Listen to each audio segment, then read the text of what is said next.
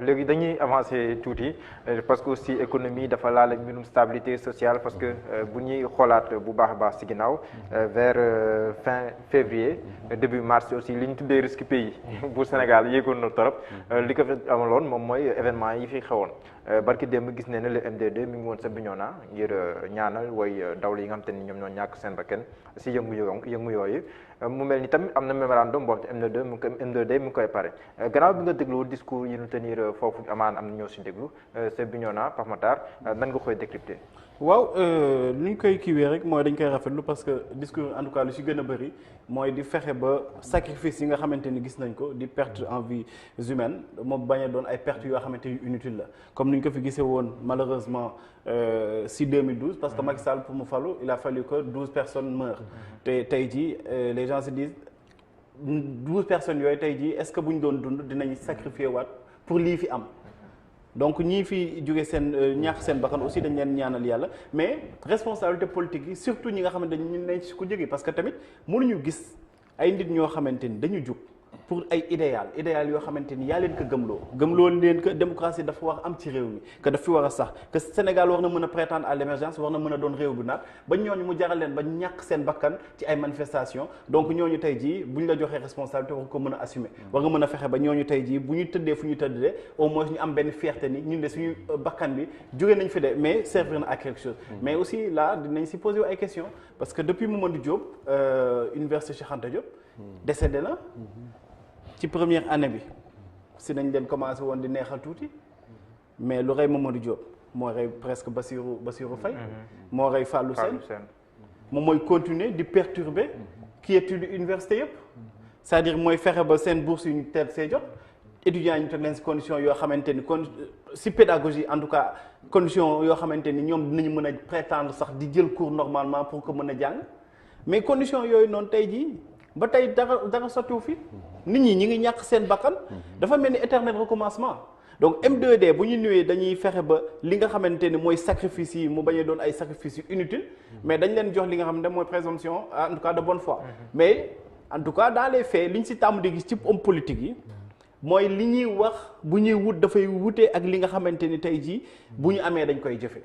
Macky Sall tey boo xool candidat Macky Sall amul kenn ku ko gën lii ñuy toog di wax lu M2D toog di wax lu Ousmane Sonko toog di wax lu keneen toog di wax mais loolu yëpp Macky Sall wax na ko ak même li ñuy wax fii si plateau Seneweb bi toogoon na ni fexe ba Afrique am souveraineté au-delà du Sénégal toogoon na ni lan moo tax tali Sénégal di gën a cher tali Mali lan moo tax pétrole di gën a kii wax yeneen ak yeneen lii ñuy dénoncé yëpp waxoon nañu ko. parce que produit yooyu noonu Sénégal lay jóge dem Mali. dem Mali la gën a yombee que Sénégal. mais c'est ça donc yooyu yëpp tey jii Macky Sall moo ñu ko doon wax mais mu falu mel ni dañuy jaawale sax ki ñu fal ak ki nga xamante ni moom moo nekkoon candidat bi donc vraiment dafa am ay mbir yoo xamante ni wax dëgg yàlla il faut que ñu jéem ko dépasser bu nekkee bëgg nañu fexe ba Sénégal mën a changer posture mais loolu aussi responsabilité bi il faut que ñun ñu ne ci médias yi ak ñun ñi nga xamante ni am nañu 2 wala 3 personnes yu ñuy déglu ñu leen di jéem a sensibiliser gis nga l'homme providentiel n'existe pas réew yi lu leen di différencier du ci seen leadership ci seen population yi la il faut que ñu xam ni même bu nekkee Macron moo fi nekk wala Donald Trump moo nekk Sénégal tant que ñi ngi am cette population boo xamante ni entre guillemets soumise ci ay besoins yoo xamante ni existentiels la mais population boobu noonu mënul fexe ba tirer le pays vers le haut donc population moo mën a fexe ba président bi dafay tënku ci li nga xamante ne mooy charte yu ñu ko fal mais population bu accepté xoolal ci maire yi ñuy jëm di nga gis ay communes yoo xamante ni mais maire bi day toog 5 ans 6 ans musu fa teg tànkam élection yi di waaj mu ñëw taal fa ay ñaari lamp taal fa ay ñetti lamp ñetti dese am fa mu ñëw fa ngénte am fa mu yónnee fa ceeb ak diwlin élection yi jot ñu voteel ko te lendemain élection ñoom ñooy taxawaat di casse di naan maire bi ni liggéeyul deful li deful la donc il faut que population ñu jël seen responsabilité ñuy bàyyi di voter nit parce que nit ki ñoo bokk sëriñ ñoo bokk quartier wala daf may jox dara tant que ñi ngi demee yooyu mbir mais mënuñu fi am li nga xamante ne bëgg nañ ko ci li nga xamante ne mooy en terme de masse critique forte te masse critique forte boobu mooy fexe ba réew mi mën a naat mën a dem fenn gis nga ci Turquie boobu lu tax nga ma bëgg ci kii ma bëgg si ñëw non seulement lu ci gën a scandale du loolu seen banque dañuy indiwaale seen Exim Bank seen yow yaa leen di liggéey ñu def la ay prix yoo xamante ni prix yu doy waar la ba noppi ñoom ñuy indi seen banque ni la banque bii ngay defar transaction yi xoolal li ñu imposé yow nga signé ay contrat yoo xamante ni nangu nga ni ñoom ñooy exploiter aéroport bi mais aéroport boobu ak beneen aéroport minimum 70 kilomètres la de facto da ngay obligé tëj Léopold Sédar Senghor Sénégal nekk Dakar capitale boo xamante ni amul aéroport parce que yow yaa jël sa alal tabax sa aéroport nga jël jox ko ñi nga xamante ni ay turc lañ mais les gens n'en parlent pas parce que dafa mel ni dafa am benn genre francophobie ñoom mën nañu nangu bu nekkee Turquie la mais bu nekkee France la ñu ni non dégage France li mais je crois que au-delà de France dafa am ay ñoo xamante ni tey jii ñi ngi nekk ci bitim réew ñi ngi ñëw fii mi marocains yi tey jii boo duggee ci suñu suuf si ñi ngi fa nekk di fa def agro business bu doy waar suñu population yi ñi nga xamante ni ñooy paysans yi tey jii mënatuñu jaay seen produit parce que marocains ñoom ñoo fa nekk Turquie yi ñi ngi jënd ay suuf indiens yi ñi ngi jënd ay suuf ak ñeneen tey jii ñi ngi dégg di saaxee réew mi donc je crois que tey vraiment wax dëgg pour ñu mën a jéem a dem ci li nga xamante ne moom mooy soppi xar kanamu Sénégal il faut non seulement am politique bu bees mais politique bu yees boobu foog mu mën a ànd ak population boo xamante ni dafay changer dem ci li nga xamante ni li gën a jëmal intérêt askan bi te ñu moytu ay intérêt. ma relance rek sur un point Bignona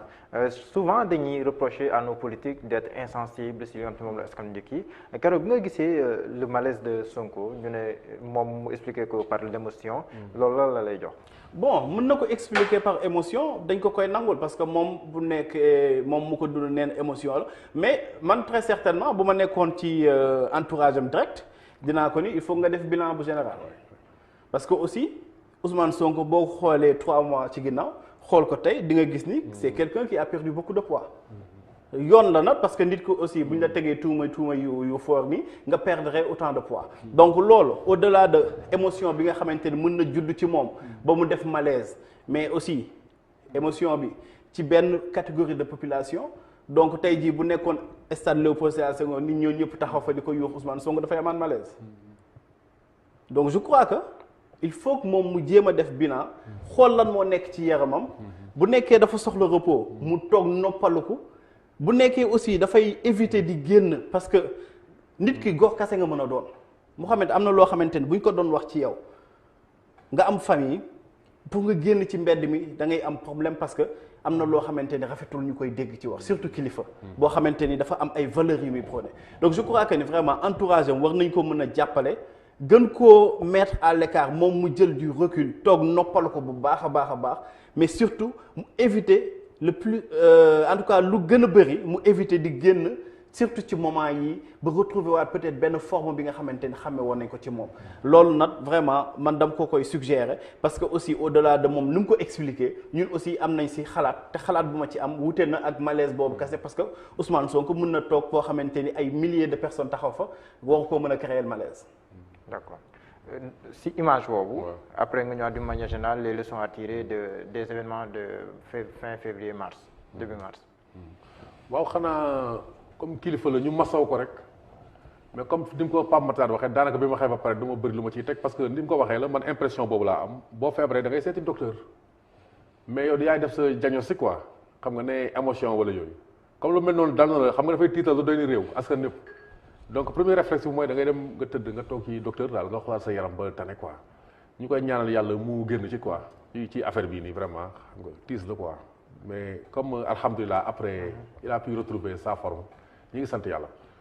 événement février yi de jàngat bi ma ciy am mooy li ñuy wax nii sànq rek xam nga c'est des problèmes structurels depuis indépendance yi ba tey dañuy avancer ci dansu salsa quoi 2 pas en avant 2 pas en arrière. parce que Sénégal dafa am balaa Macky Sall di falu ay précédents heureux ci démocratie yu teg Senghor teg na fi parti unique lii Macky Sall doon jéem moom jéem na ko mooy nekk buur nekk buum mi xam nga réduire l'opposition à sa plus simple expression dafa jóge ci événement 62 yi créer constitution boo xam ne dafa tax mu fort du loolu mais après loolu andi 68 mooy xawoon niroog li xawoon fii février il a fallu en 68 l'intervention de l'armée française pour rétablir après la stabilité du noonu Senghor xam ne lii demut mu rétablir poste premier ministre commencé déconcentrer tuuti après andi la loi sur les 4 courants du noonu ubbi def ouverture démocratique ne Abdou Diouf ñëw ne jàkk-jàngi nii ku mën noddal multipartisme intégral mais moom tam mu am ay sooxe mu débouché ci les événements malheureux de 1988 17 mai comme bërki démb lañu ko doon fêté anniversaire bi genre yooyu jour Korité mu woo Ablaye Wade ci waxtaan après ñu dugg ci gouvernement bi xam nga mais surtout ñu am li ñaan code électoral consensuel de 1992 loolu au conseil de l'audiovisuel opposition mën a accéder ci télé yi ak lépp jàmm ne ñooy après sax doon am ay coow yenn saa yi mais à chaque fois président Abdou Diouf def concession ba nommé un militaire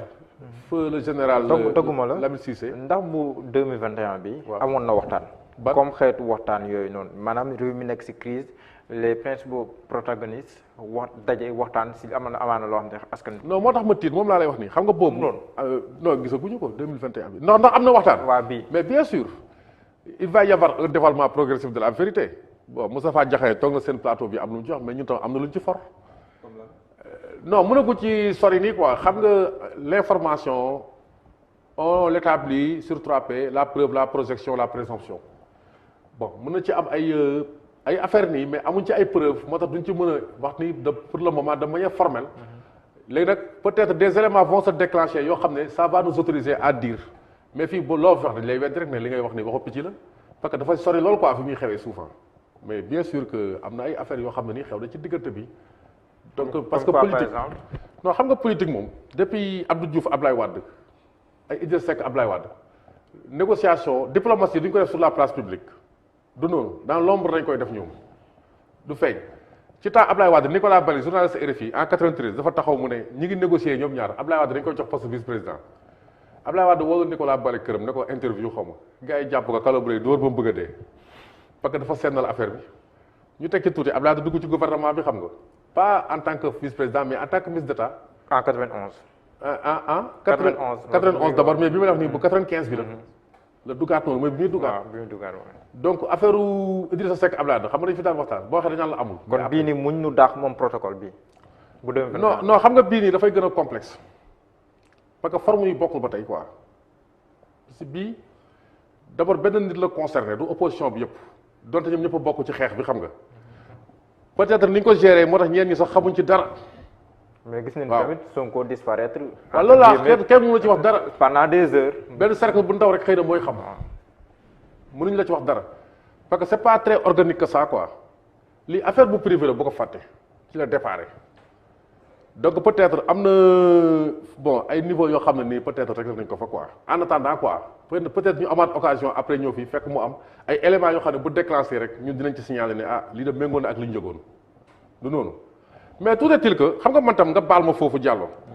ñun journalistes yi ni ñuy waxee deal man dama ci d'accordul parfois am na journalistes yoo xam ne seen marché yëpp mooy yaa deal politique ak deal ñoo ànd deal bu baatu deal mooy dialogue mooy waxtaan il faut tey suñu ma dama tiit ci réew mi il faut que politiciens yi waxtaan pour andi solution maa ne la Abdou Diouf ak Abdoulaye dañoo waxtaan mu andi code consensuel de 92 Abdoulaye Wade ay 23 juin lu mu métti mun na may Cheikh Gueye benn ministre parce que c'est un profil consensuel mais Macky Sall na jubóo ak opposition tamit parce que lii ma gis nii tey tout porte à croire que il va faire un troisième mandat man loolu laa gëm ba tey ah. malgré les événements de malgré tout février mars c'est une nécessité de sécurité pour assurer quelques arrières loolu mënuñ ko bañ force waay nii oui nii non amul fenn c'est oui ou non il refuse de dire oui se considère que c'est non. mais il refuse de dire non aussi donc on non il ne refuse pas de dire non lui il va faire un troisième mandat man loolu laa jàpp tey parce que ñiy wax ci camp du ñu n'importe qui bu ñu waxee Macky troisième mandat ñu bàyyil seen poste mais ku ne ni Moustapha Diakhaté wala Sori Kaba boo waxee kii nu mu tudd d'accord ma ci ñu dàq la mais joxe na indication bi bu leer mais nañ def attention xam nga ñoom ñoo fi wax force occulte man exclure ma force occulte même bu nekkul Sénégal tey c'est dans notre voisinage dafa am ay paramètres yu dangereux tey Afrique man ko mel ni Pa Alioune Tine dama koy déglu bu baax a baax te Macky Sall président Macky Sall am na intérêt pour di déglu ko mel ni Pa Alioune Tine wala ko mel ni professeur Abdoulaye Bathily ñooñu c'est des témoins de l'histoire ils parlent en connaissance de cause léegi di politique jaru ko ñun yàlla daf ñu dimbale comme ni ñu koy waxee am na ay mag ñun seetlu ñu fi nekk nii xëy na boo ñu dimbale ba lii nekk alerte rek ñu gis ne muy alerte ci affaire Adji Sarr bi donc dañ tirer les enseignements ma kii écarter Karim Wade écarter Khalifa Sall à la Florentine def parrainage ci nit ñi pour rek yow nga falwaat nan ngay gisee Macky Sall am 49% 2017 après ñëw gagné tey ci suba maa koy fàttali ci benn post ba bind Facebook bisu 24 mai comme tey 98 waa PS dañoo am 50,2% législatif moo préfiguré seen départ mais présidentiel bi xam nga bëri na lu ci xel kii doon loo xam ne dafa lëndëm ci biir nii léegi nag le président Macky Sall comme moom moo yor lenge yi na moytu mujjee puso mu réer na waxtaan ci affaire bi affaire Adji Sarr ak lépp man sa bon on est journaliste quoi mais jàpp nañu tam le Sénégal doit il préexiste à Sonko à Macky il doit nu mu tuddati survivre à Adji Sarr maanaam Sénégal lañ war a jiital à Sonko ñu xam ne moo suuf à Macky Sall mooy parce que non ñun ñi ngi jëm ci lëndëm xaw ñu fuñ jëm dañuy dox nii rek mais y a beaucoup de péril ñu jàpp na c'est déjà réglé nag mi bi jàll na c'est un débat dépassé non dépassé wuñ ko de ba tey problème baa ngi taxaw nii parce que bis bu fi bëggee def 3e mandat dafa am lu xew ci jamono gis nga coronavirus bi dafa ébranlé économie yëpp gis nga 2012 19 li tax mu mën a jàll nit ñi taluñu xiif boobu xëy na xiifuñu xëy na maruñ comme tey mais tey nit ñi dañoo sonn d'accord te nit ñoo ñu sonn nag du ñu nangu yenn yi de il faut loolu ñu def ko seen xel dinaa ñëwaat si yow